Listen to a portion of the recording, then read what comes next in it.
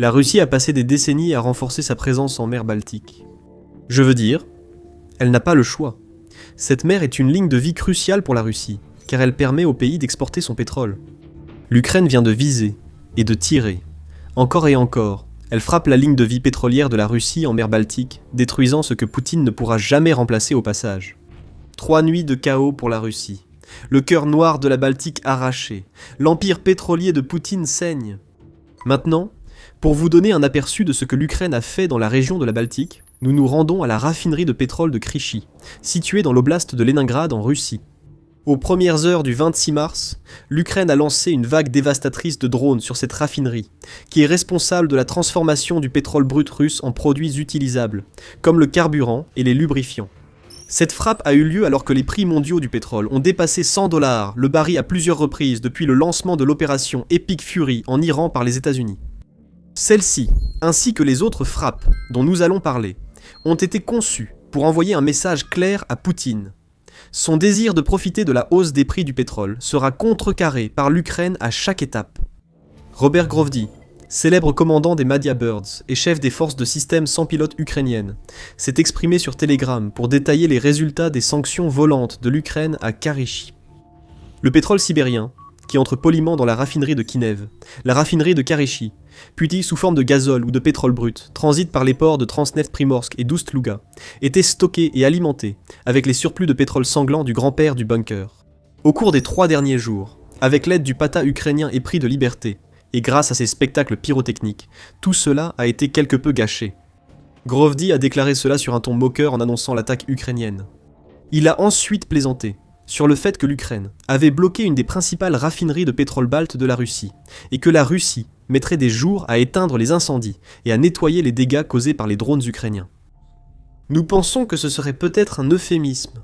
Euromaidan Press précise que la dernière frappe contre le réseau pétrolier de la mer Baltique de Poutine a détruit certaines des principales unités de traitement du pétrole de la raffinerie Krychy, entraînant l'arrêt total du raffinage du pétrole brut. Vous ne pouvez pas produire d'essence ni de diesel lorsque vos unités de traitement sont en train de brûler. Pour Poutine, la Russie ne peut plus produire localement les produits pétroliers envoyés à ses soldats sur les lignes de front en Ukraine, ni ceux vendus à ses clients pour soutenir l'invasion. En plus des unités de traitement, les drones ukrainiens ont aussi touché 2 réservoirs à la raffinerie. Du pétrole en attente de traitement ou les produits les raffinés prêts à l'expédition brûlent aussi à Krychy. Il pourrait y en avoir davantage. L'ampleur réelle des dégâts est en cours d'évaluation. Aucun signe des affirmations russes habituelles selon lesquelles des débris de drones ukrainiens seraient à l'origine de tout cela n'apparaît, ce qui montre que les autorités de Leningrad sont trop occupées à éteindre des incendies sur le site de Krychy. C'est précisément ce que Poutine redoutait à Krychy, car cette raffinerie est bien plus cruciale pour la Russie que ne l'admet son président. Krychy n'est pas une raffinerie ordinaire. L'Ukraine attaque depuis des mois les raffineries russes pour réduire les profits pétroliers de Poutine. Krychy se distingue comme un élément clé de la machinerie pétrolière de la mer Baltique que la Russie construit depuis des décennies, comme le souligne Bloomberg dans son rapport sur la frappe ukrainienne. L'installation de Krychy est conçue pour traiter plus de 400 000 barils de pétrole par jour, et qu'elle se concentre sur la production de diesel, d'essence et de fioul léger, ces derniers étant fabriqués pour que la Russie puisse les exporter à ses clients. Maintenant, Euromaidan Press en dit plus en soulignant que la raffinerie Knef à Krychy est l'une des 3 plus grandes usines de traitement de la Fédération de Russie. Au total, elle traite entre 20 et 21 millions de tonnes de pétrole brut chaque année. Et au-delà de son importance en tant que raffinerie produisant des produits destinés à l'exportation, Krychy représente également 6% de la capacité totale de raffinage de la Russie, et elle fabrique des carburants utilisés par les forces armées russes, ainsi que par la population. L'Ukraine vient de frapper la bonne raffinerie au mauvais moment pour Poutine. Avec la flambée des prix du pétrole due à l'opération Epic Fury, Poutine comptait sur la raffinerie de Krychy pour apporter à la Russie des milliards de dollars, sinon inaccessibles. Maintenant, elle est en train de brûler. Même si cela serait déjà grave pour le dirigeant dictatorial russe, les problèmes majeurs à Krychy ne sont que les derniers en date pour la Russie. Car derrière cela se cache un problème plus grave. L'Ukraine frappe partout dans la région baltique. Ce qui s'est passé à Krychy n'est que le dernier d'une série de frappes qui durent depuis des jours, toutes menées pour démanteler l'opération pétrolière de la Russie en mer Baltique. Pendant 3 jours consécutifs, entre le 23 et le 26 mars des drones ukrainiens ont volé, parfois, sur plus de 1000 km, soit plus de 620 miles, pour frapper à plusieurs reprises des cibles stratégiques dans la région baltique. Et en plus des raffineries, l'Ukraine frappe des centres d'exportation, des terminaux, et pratiquement tout ce dont elle sait que la Russie dépend pour faire sortir son or noir du pays et le mettre entre les mains avides de ses acheteurs. Plusieurs ports russes majeurs de la mer Baltique, dont Primorsk et Oust-Louga, ont été touchés ces 3 derniers jours.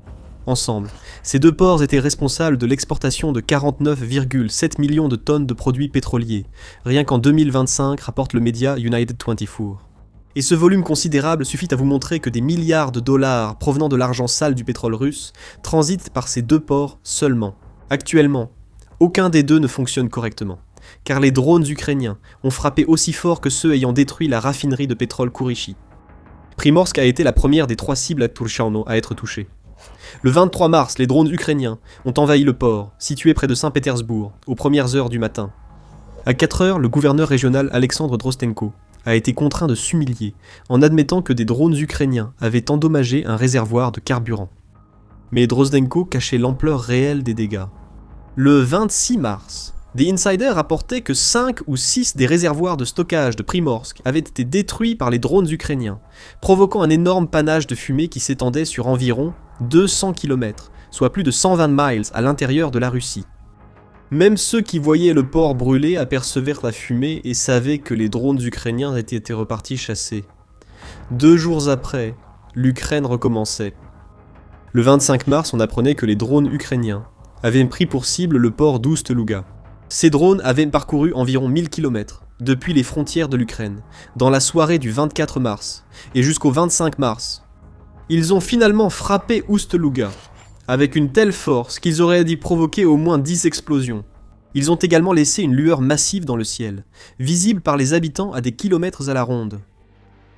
Drozdenko a de nouveau été chargé de rapporter l'attaque pour la Russie, la qualifiant de simple départ de feu, et affirmant que la défense aérienne avait abattu 56 drones ukrainiens. C'est différent de l'affirmation sur les débris de drones, on peut l'accorder à Drozdenko. Mais les rapports et photos satellites montrent autre chose. Les flammes de cette simple départ de feu se sont élevées à plus de 100 mètres, soit plus de 320 pieds de haut, rapporte le Télégraphe. Et le même média souligne également que l'Ukraine a frappé Oust-Louga 4 fois en 5 nuits consécutives au 28 mars. La jetée de chargement pétrolier d'Oust-Louga a été détruite. On constate également des dégâts sur les structures techniques et les réservoirs de stockage, ce qui indique que cette frappe de l'Ukraine était tout sauf mineure. L'Ukraine a pilonné Oust-Louga.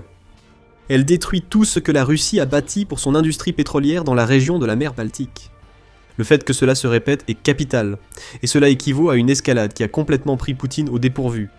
Effectuer 3 frappes en 3 jours contre des infrastructures pétrolières clés russes en mer Baltique serait déjà très grave. C'est déjà une attaque d'une telle ampleur et d'une telle envergure qu'elle aurait nécessité une combinaison d'une planification brillante de l'Ukraine et de défense aérienne totalement inadéquate de la part de la Russie. Mais Oust-Louga a été frappé 4 fois en moins d'une semaine, et Primorsk a également essuyé 3 lourdes frappes en 5 jours, rapporte Euromaidan Press. Nous assistons à une campagne concertée que Boris Aronstein qualifie de menace la plus grave contre les exportations pétrolières russes depuis le début de la guerre. Et le même expert ajoute, la réflexion, l'ampleur et la direction des attaques, ainsi que le moment de leur exécution, tout cela ensemble a produit un effet que, personnellement, je ne me souviens pas avoir vu en plus de 4 ans de guerre. L'Ukraine pourrait chercher à faire ce qu'elle a accompli au port de Féodosia en Crimée en 2025. Après 2 frappes ukrainiennes, en septembre et octobre dernier, l'Institut pour l'étude de la guerre estime que la Russie pourrait ne jamais remettre ce port en service, tant qu'elle sera en guerre contre l'Ukraine. Les attaques contre Féodosia ont affaibli la capacité de Poutine à contrôler la Crimée illégalement annexée. Maintenant, ces attaques dans la région de la mer Baltique représentent une menace encore plus grande pour la capacité de Poutine à faire la guerre. Nous allons vous expliquer exactement pourquoi dans un instant. Mais pendant qu'on y est, si c'est le genre d'analyse que vous voulez voir plus souvent, abonnez-vous à The Military Show pour ne jamais manquer une de nos vidéos. Poutine a passé la semaine dernière à regarder l'Ukraine détruire 2 ports pétroliers russes en mer Baltique. Désormais, il ne peut rien faire pendant qu'une autre raffinerie brûle. Cette raffinerie approvisionne ces 2 ports, ou du moins elle le ferait, si ces ports n'étaient pas eux aussi en feu. Alors que Poutine se terre dans la cachette qu'il s'est trouvée, Toute l'opération pétrolière russe en mer Baltique part en fumée, littéralement.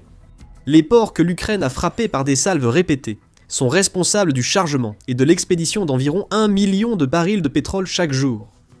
Et en ce moment, selon The Telegraph, la Russie gagne environ 760 millions de dollars par jour grâce à son pétrole. Encore une fois, la hausse des prix est principalement due au blocus du détroit d'Ormuz par l'Iran. United 24. Médias indiquent que la Russie pourrait mettre plus de 2 semaines à réparer ses 2 ports de la mer Baltique, s'appuyant sur les travaux similaires réalisés à Novorossiysk après les attaques de drones survenues plus tôt en mars. Les pétroliers n'ont commencé à revenir dans ce port qu'à la fin du mois. Ce délai de réparation suppose que l'Ukraine ne continuera pas à frapper ses ports et raffineries jusqu'à leur destruction totale.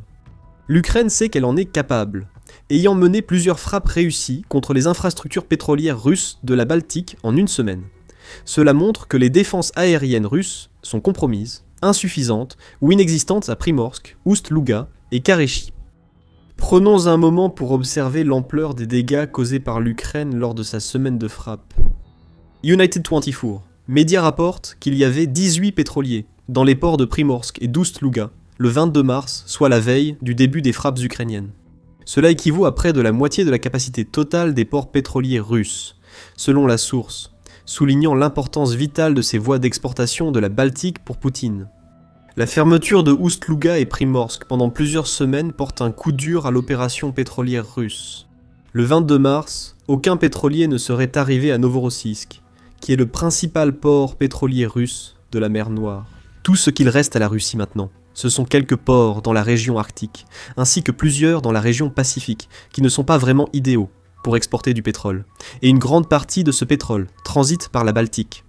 Actuellement, les producteurs de pétrole russes déplacent déjà au maximum leurs produits loin des ports baltes affectés. Oilprice.com rapporte que la perte d'Oust-Louga et de Primorsk a instantanément éliminé environ 40% de la capacité totale d'exportation de pétrole de la Russie.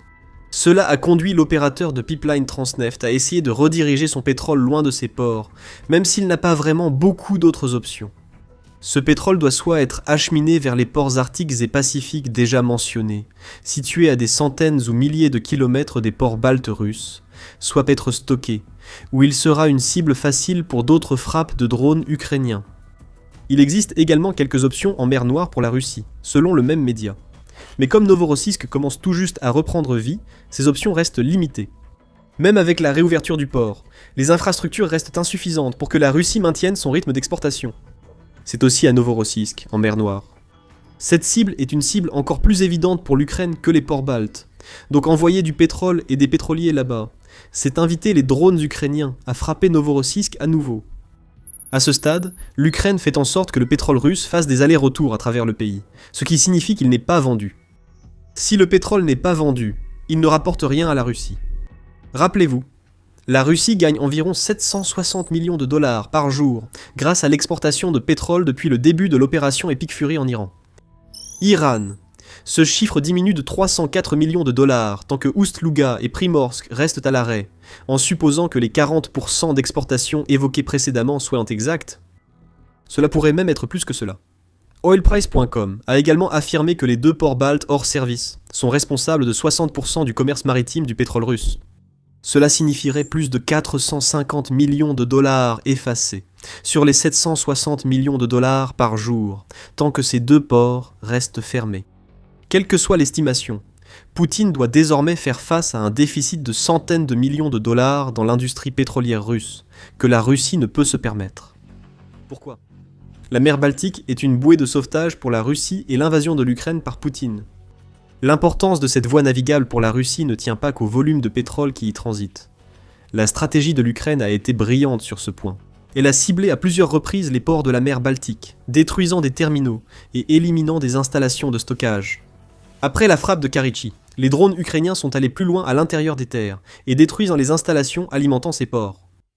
Il y a de fortes chances que nous assistions à de nouvelles attaques contre Karechi, ainsi qu'à d'autres frappes dans l'ouest de la Russie, et peut-être même à davantage d'attaques contre Primorsk et Oust-Louga. C'est une approche à plusieurs niveaux, et la raison pour laquelle elle est si brillante, c'est que la mer Baltique n'est pas seulement l'endroit où la Russie gagne la majeure partie de son argent grâce au pétrole.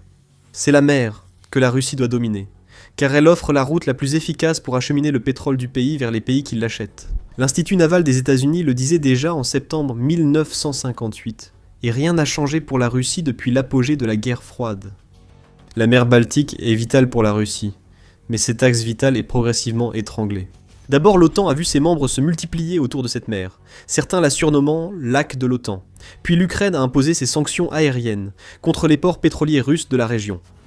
Maintenant, en janvier 2026, Sanctions Russie a souligné que la Baltique est devenue encore plus vitale pour la Russie, à la suite des sanctions occidentales contre le pays.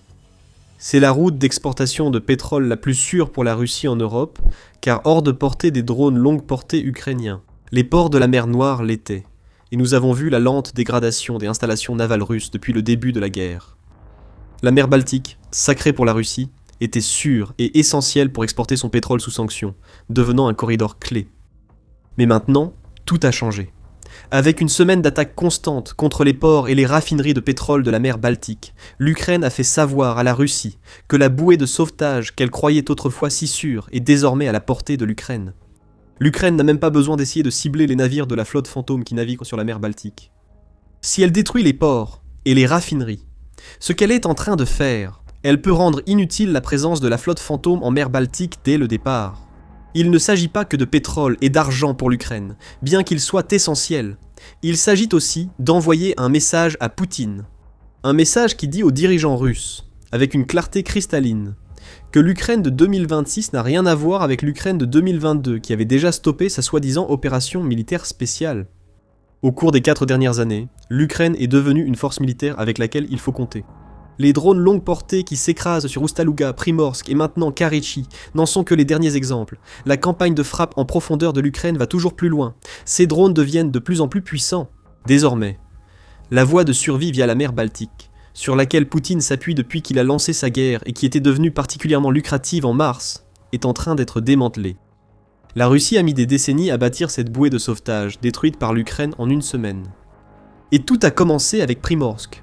Lorsque l'Ukraine a lancé son attaque contre ce port, il était facile de penser qu'il s'agirait d'une frappe unique et que l'Ukraine passerait à d'autres cibles. Cette frappe nous a surtout montré que l'Ukraine possède une nouvelle arme puissante, rendant possible la situation actuelle dans la région baltique. Découvrez quelle est cette arme et pourquoi Primorsk est si important pour Moscou dans notre vidéo. Si vous avez aimé cette vidéo, abonnez-vous à The Military Show pour plus de reportages sur les récentes frappes ukrainiennes en profondeur.